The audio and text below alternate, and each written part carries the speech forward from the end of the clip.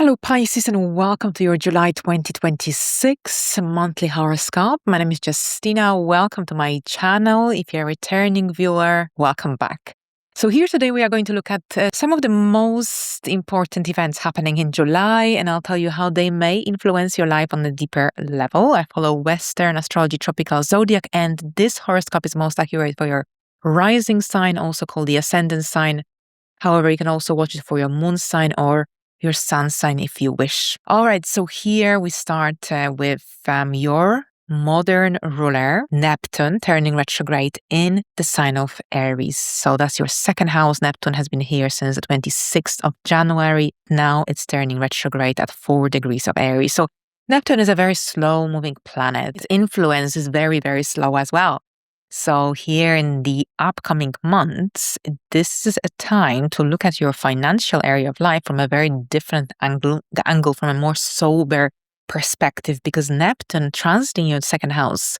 Here, one of the issues with this transit is boundaries, especially when it comes to money coming in and out, because Neptune can dissolve the boundaries. So sometimes it's going to feel like the money is just dissolving and we don't know where it's going. But thankfully, we've got Saturn here for 2 years, so it's easier to maintain those structure and boundaries.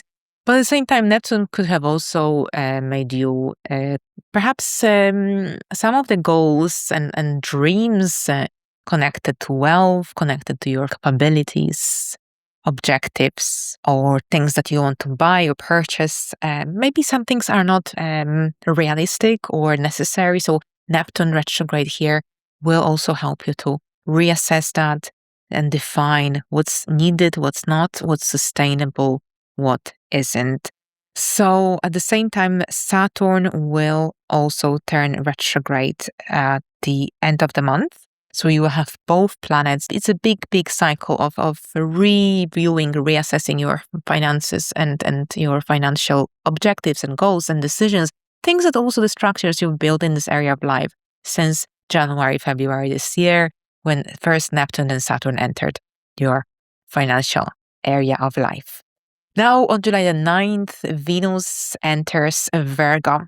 So this is your 7th house, the opposing house. Venus in your birth chart rules your 3rd house and rules your 10th house. So 3rd and the 10th, and it will be transiting your 7th house. So here it will be in your area of relationships, partnerships, love life as well. So Venus here can really bring a lot of positive, charming, beautiful energy, harmonizing energy into your area of friendships. This is generally a time for when your relationships might feel more harmonious, when your love life could feel more aligned and more balanced. And this is also a kind of energy that positively influences your relationship with your clients. For example, this energy could bring new clients into your life as well, if you work with people on a one-to-one basis.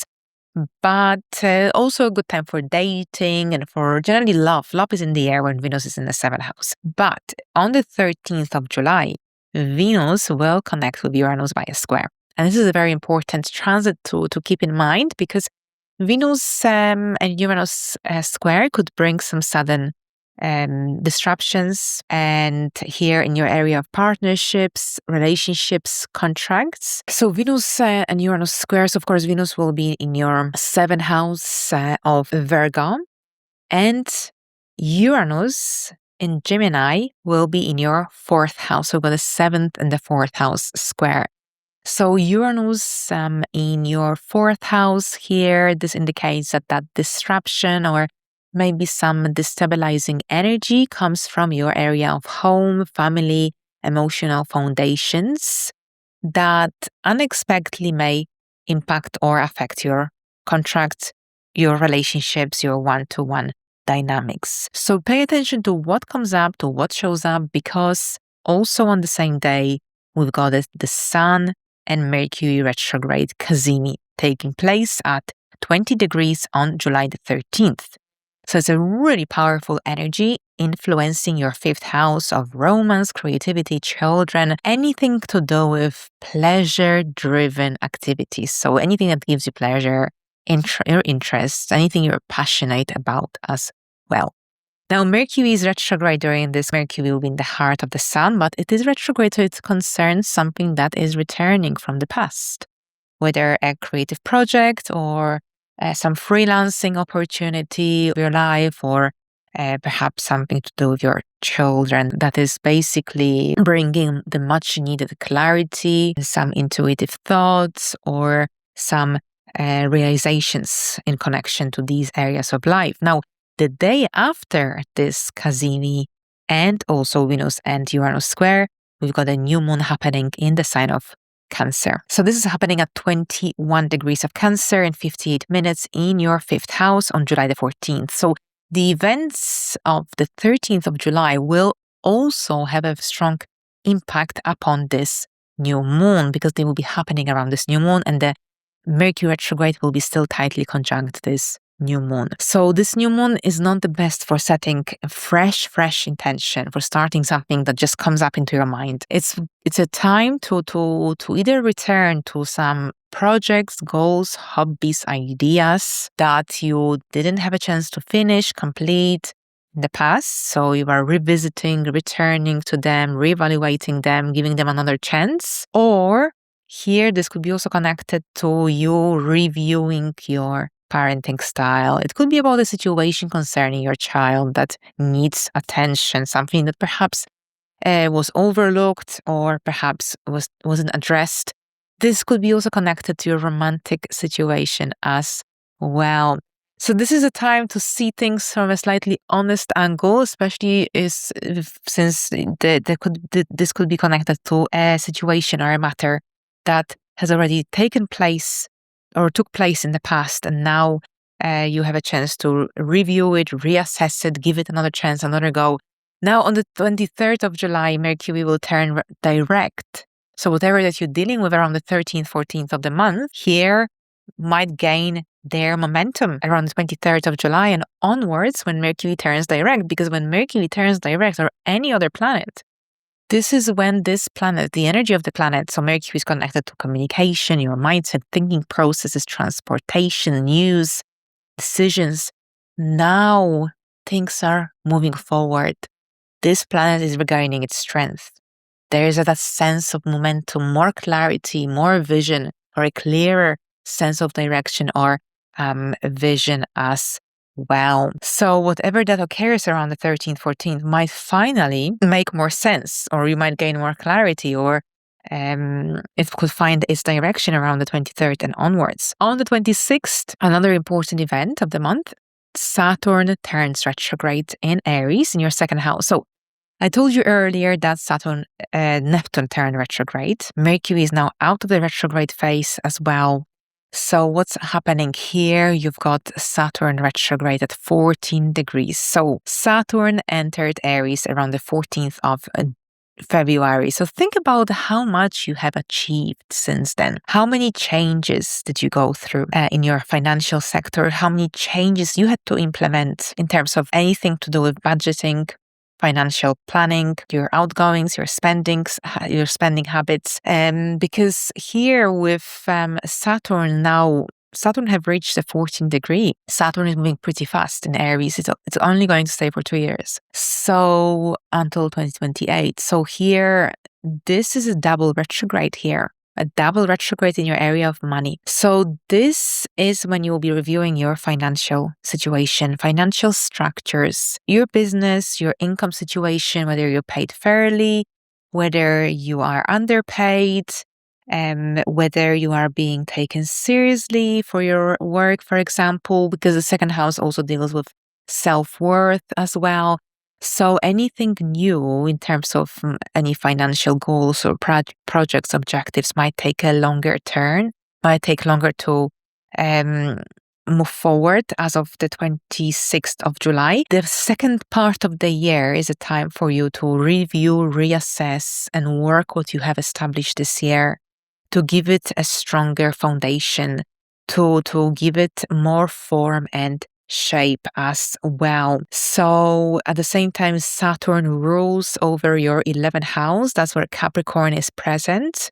And the 11th house is the house of your friendships, of any groups that you belong to, social circle, long-term goals and hopes for the future. Also, if you are financially invested in some group or community, or perhaps if it could be connected to some membership, then you might be also reviewing whether it's worth your time, whether it's worth your money. And combined with Neptune retrograde, this is a time to review what is sustainable in terms of your income, in terms of your financial obligations, commitments, in terms of your income capabilities, what's sustainable, what isn't, what needs to change. All right, so also on the same day, July the 26th, we've got the North Node entering Aquarius, the South Node entering Leo. So that's in your 12th and the 6th house. So we had a solar eclipse in Aquarius that has already initiated this cycle that will last until 2028. The nodes are shifting here in July for 18 months. Jupiter is now in your 6th house as of June the 30th for 12 months. And the South Node will join Jupiter. The North Node will join Pluto, currently retrograde in your 12th house. So if we look at the nodes and of course, the eclipses, we can't have an eclipse without the involvement of the nodes. We need to look at the bigger picture here. So you've got 2 years, more or less, of now maybe slightly less, early 2028, but just about 2 years influence in your 6th and 12th house. This is a time of major lifestyle changes for you, self-improvement. And this is when you'll be changing your health routine, dietary requirements or needs. This is a kind of energy, especially since the South Node will be in your 6th house, which will prompt you to move away from what doesn't serve you. The South Node is our comfort zone, but also with the South Nodes transiting your 6th house, the South Node sucks the energy out. So whatever you will be initiating in this cycle during the solar eclipses, it will always be a South Node eclipse. So that means you'll be letting go before something else emerges, even if it's a solar eclipse. So for this reason, how you work, how you deliver your services, for example, how you work, your work environment, what's sustainable, what isn't, your daily duties, daily responsibilities, whatever doesn't serve you anymore is going to move away, and you will be eliminating any unsustainable structures in your daily reality, whether that's your responsibilities, duties, whether that's also changes to how you work or where you work from. This will depend on your circumstances, but here this is a major cycle of lifestyle changes. This is about making your daily life better. This is about self-improvement, more sustainable, healthier. It's about simplifying your routine. It's about eating healthier. It's about implementing exercise to your daily life. It's about being more aware. You're going to be more aware of these negative tendencies, of what doesn't serve you anymore. And with the 12th house activation, where the North Node will be present, there will be more eclipses in the 12th house than in your 6th house. This is about facing your fears, facing things that you have been avoiding, facing those unhealed emotions and memories and putting them to rest. It's a major healing cycle as well, but it's a very spiritual energy. So you might find yourself going through some major spiritual awakening, connecting deeper to spirituality. You might become more interested in learning about spirituality, life. After that, there's often a greater need for learning about the unknown. This is also a very intuitive, very spiritual cycle as well, but at the same time, it's about shadow work. It's about the need to heal oneself. It's about reconnecting with the simple things in life, things that don't cost anything, but we take for granted sometimes. Like, for example, spending time in nature, spending time in peaceful places, doing things or engaging in activities that are healing, going on retreats, doing spiritual work, and engaging in spiritual work. Now, on the 27th, also, we have the Sun and Pluto opposition across your 6th and 12th house. So this is a very dynamic energy, quite tense, and it could potentially indicate some power struggles or perhaps some major deadlines you might be dealing with. Maybe lots of responsibilities that might accumulate. And so watch out for any burnout tendencies, because you might extend yourself to the point when you might just say enough is enough. So if you feel like you want to have some time to yourself, if you feel like you need to withdraw, then go for it, because 2 days after, you have a full moon in Aquarius in your 12th house, and those full moon in the 12th house, they really need some solitudes. You need some solitudes, you need some time alone, because it's a very draining energy. You can feel very drained if you give out too much of yourself, of your energy, without also spending time on your own. You need a nice and healthy balance here in order to feel comfortable. Otherwise, you might feel restless.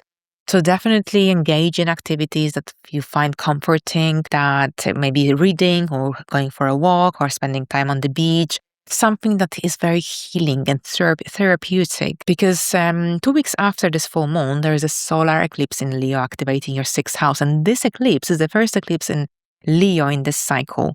And this eclipse is connected to possible lifestyle and work-related shifts and changes, which you will be feeling already in the weeks leading towards this eclipse, since Jupiter is already there. With Jupiter in the 6th house here, and then the South Node, the eclipses as well. For some, this could be connected some opportunities for working abroad or with people from different cultures, or there's an element of something foreign, international, depending on your circumstances. But overall here with the full moon in Aquarius will be conjunct Pluto retrograde in Aquarius in your 12th house. And at the same time, in the opposing house, we've got the Sun and Jupiter conjunction as well, which is very abundant, very beautiful, and very expansive in terms of your work opportunities, projects, involve some new projects, anything also if you work in a service-oriented role, job. This is a positive influence as well. Usually you need an activation of a natal planets to really feel this energy. So have a look if you have any placement at around 6 degrees of Leo, because with this influence, this could lead to some interesting opportunities. But at the same time, since Pisces is generally a very compassionate and service-oriented energy, here with the cycle of the 6th house, this cycle will also make you aware, and maybe even this full moon, of where you overextend yourself, or where you're reaching a sense of exhaustion or a burnout, where you're giving too much of yourself, you're not receiving enough in return. So here, these sort of thoughts might resurface around this time for you. They don't have to, but they might. Preserve your energy, protect your energy. Full moon in Aquarius in your 12th house demands some rest and peace and solitude or withdrawal or just time for yourself. We'll explore this energy deeper, closer to the day. In the meantime, have a wonderful month. Thank you so much, and until the next time. Bye for now.